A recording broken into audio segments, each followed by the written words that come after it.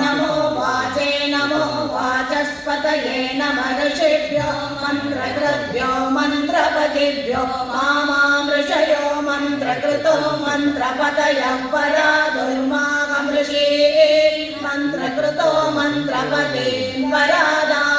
वैश्वदेवे वाचमुद्यासकं शिवामदस्तान्युष्टा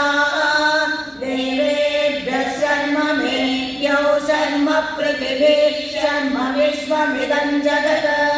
शर्म चन्द्रश्च सूर्यश्च शर्म ब्रह्म प्रजापते भूतं वदिष्ये भुवनं वदिष्ये तेजो वदिष्ये यशो वदिष्ये तपो वदिष्ये ब्रह्म वदिष्ये सत्यं वदिष्ये तस्मा अहमिदमुपस्तरणमुपस्तृणमुपस्तरणं मे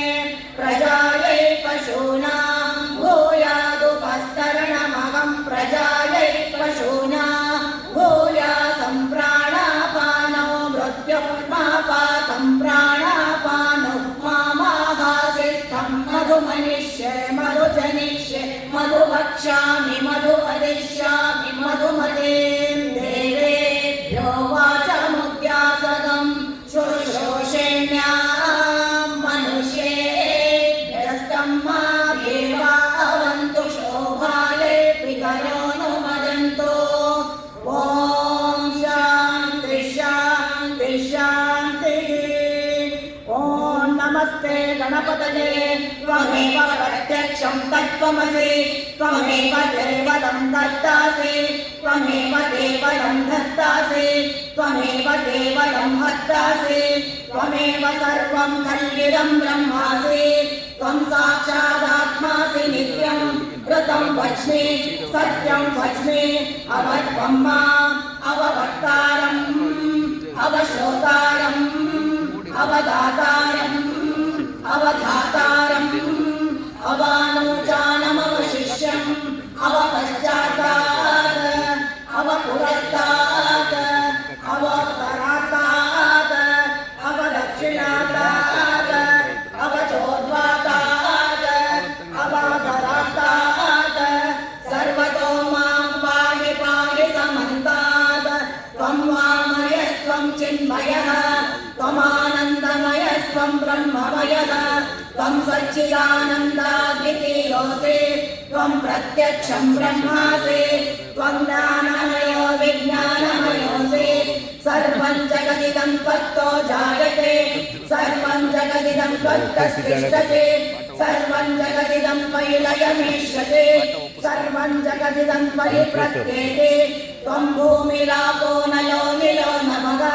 त्वं चत्वारि वाक्पदानि त्वं गुणत्रयातीतः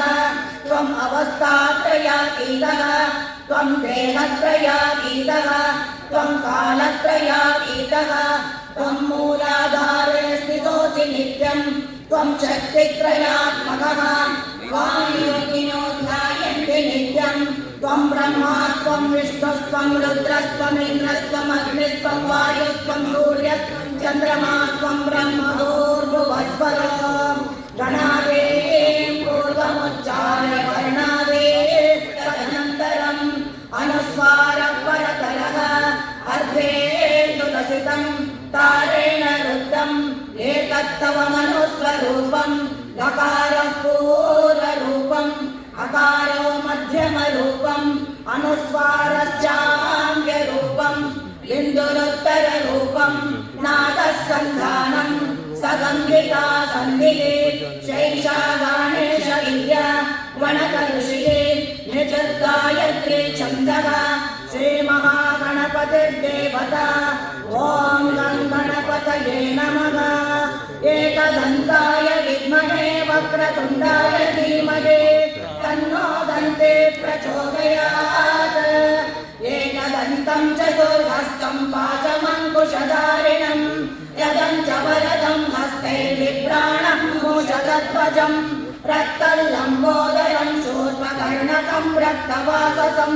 रक्तगन्धानुलिप्ताङ्गं रक्तपुष्पैः सुपूजितं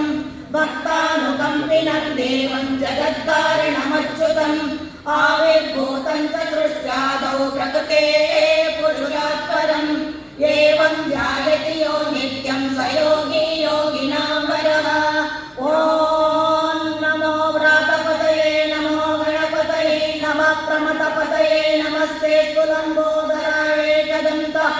विघ्नविनाशिने शिवसुताय श्रीवरदमूर्तये नमो नमः। ॐ असतो मा सद्गमय तमसो मा ज्योतिर्गमय मृत्योर्मा अमृतङ्गमय। ॐ पूर्णमदः पूर्णमिदं पूर्णमुदच्यते पूर्णस्य पूर्णमादाय पूर्णमेवावशिष्यते। ॐ शान्ति शान्ति शान्तिः। हरिः ॐ श्रीगुरुभ्यो नमः। हरिः ॐ तत्सत्। सर्वं शिवार्पणमस्तु। ॐ स्वस्ति।